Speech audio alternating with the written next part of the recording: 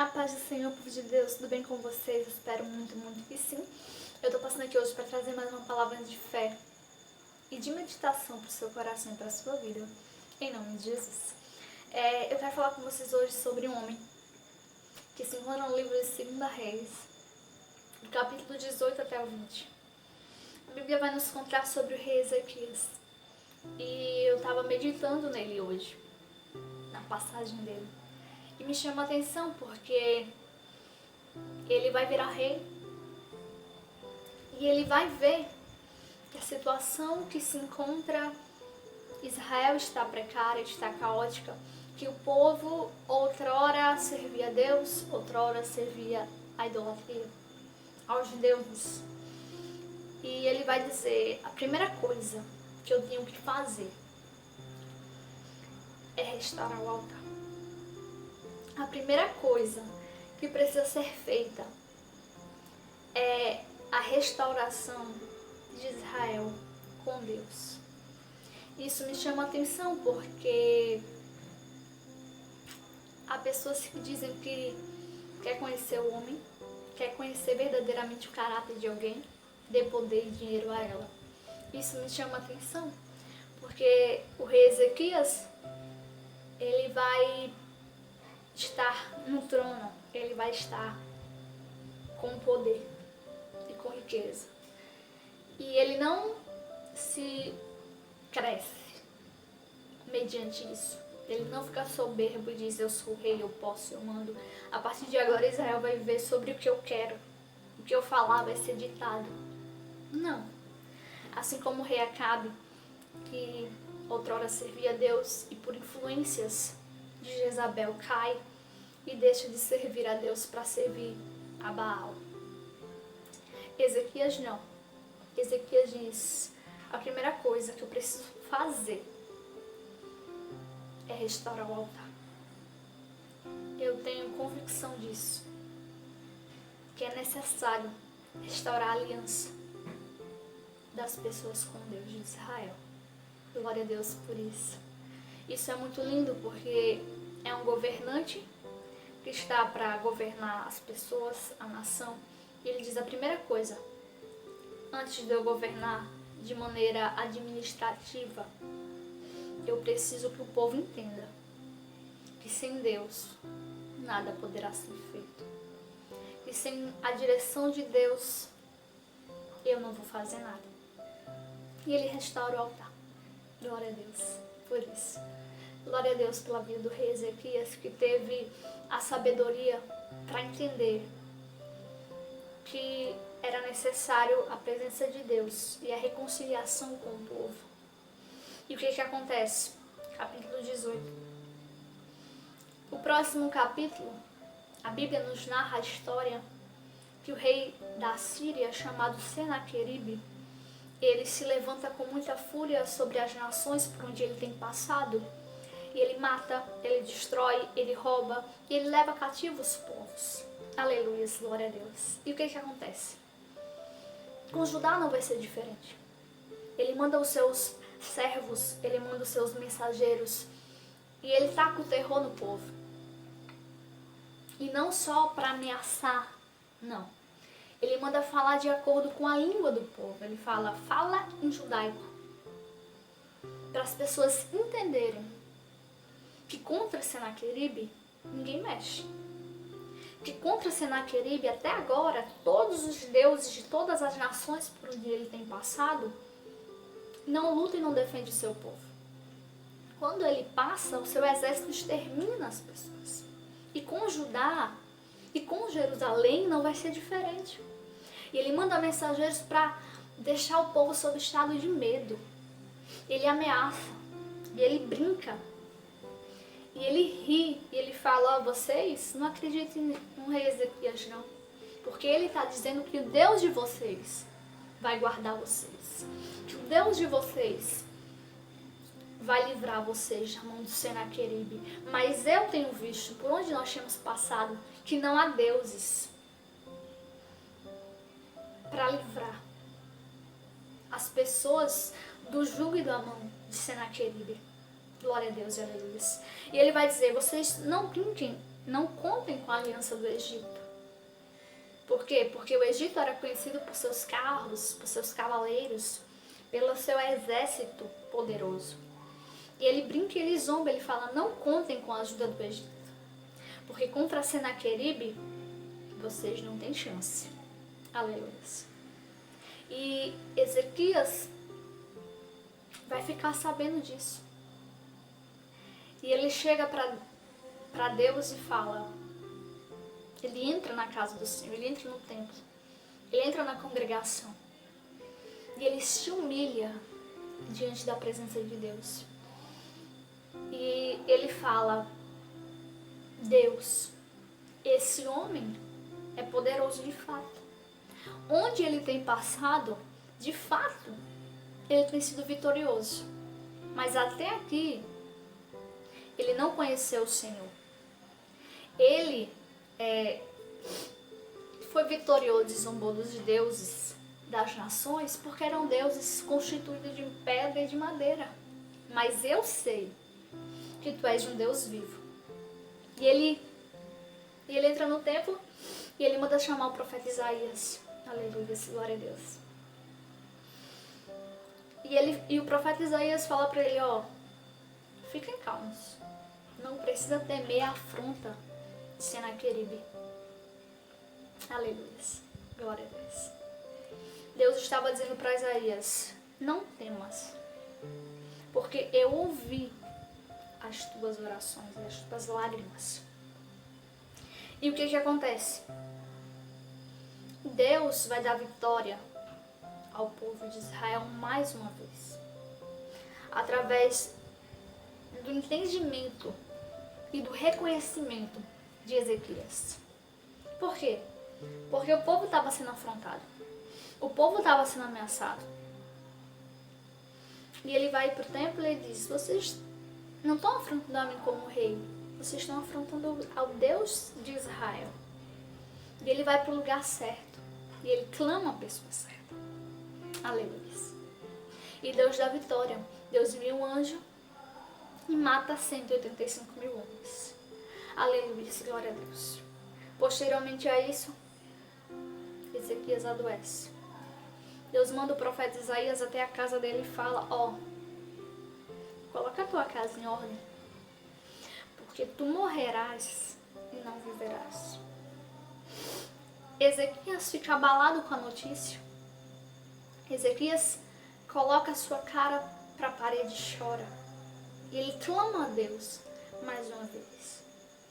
E ele fala, Deus, lembra-te da minha caminhada.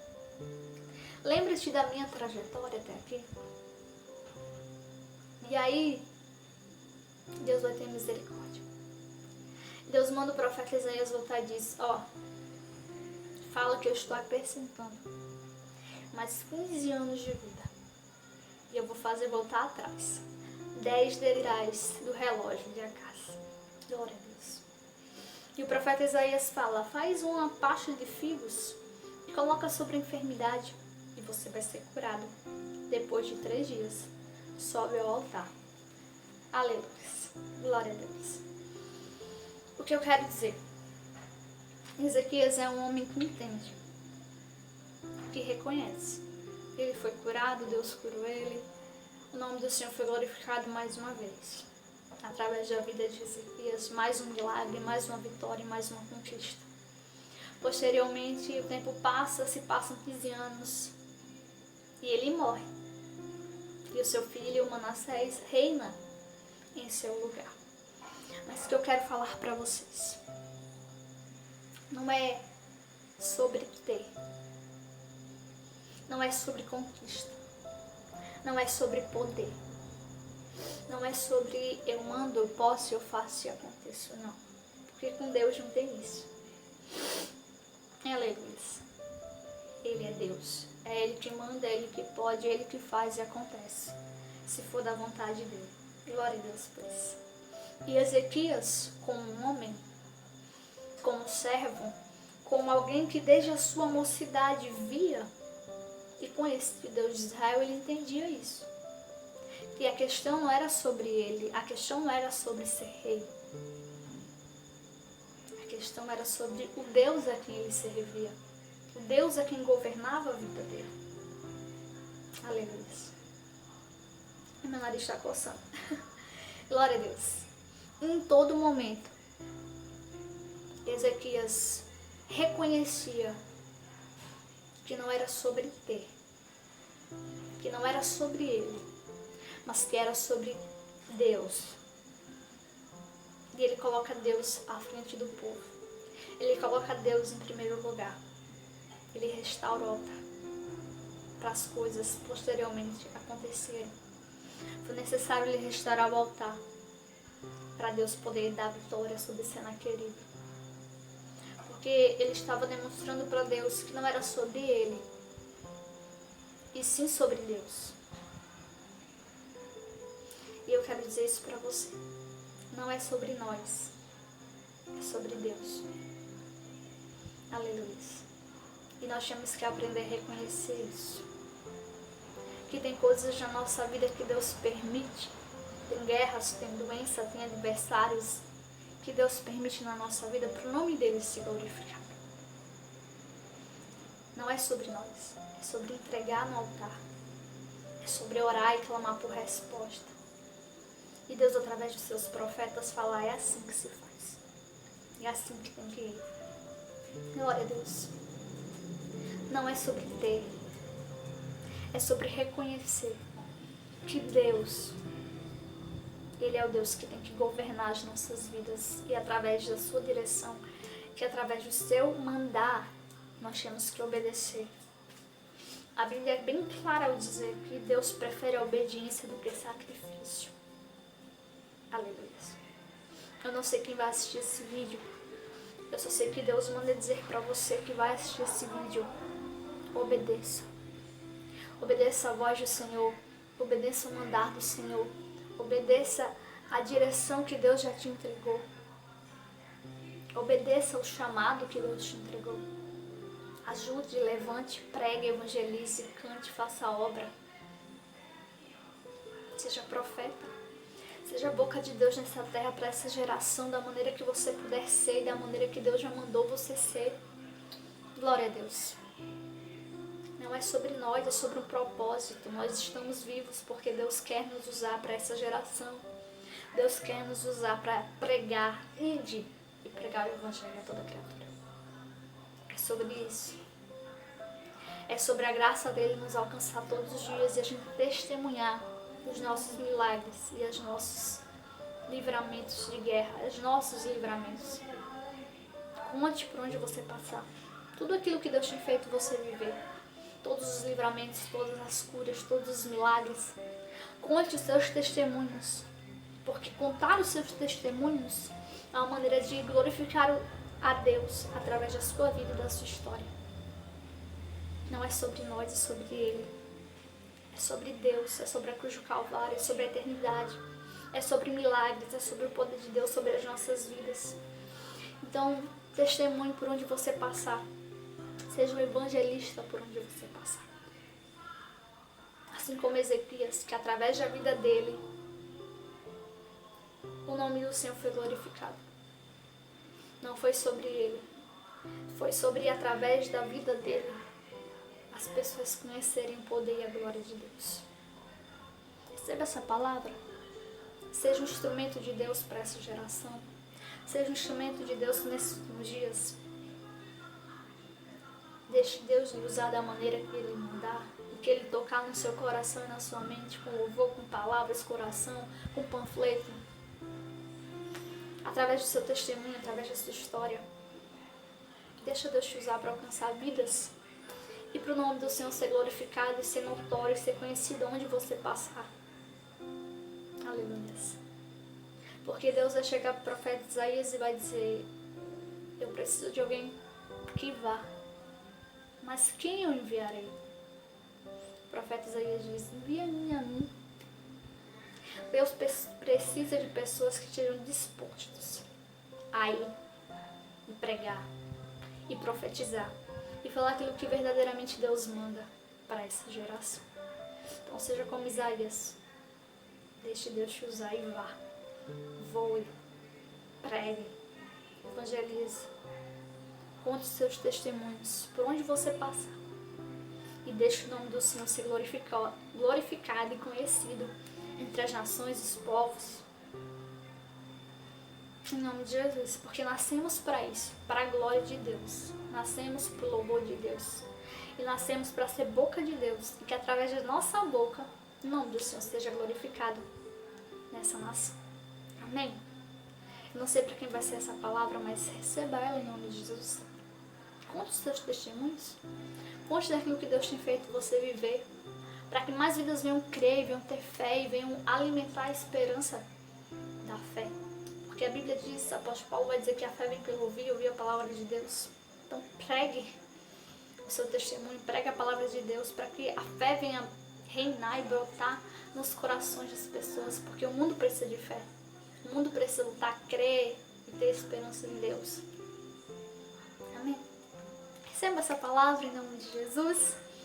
Que Deus abençoe você, a sua casa, a sua família. Até o próximo vídeo. Tchau, tchau!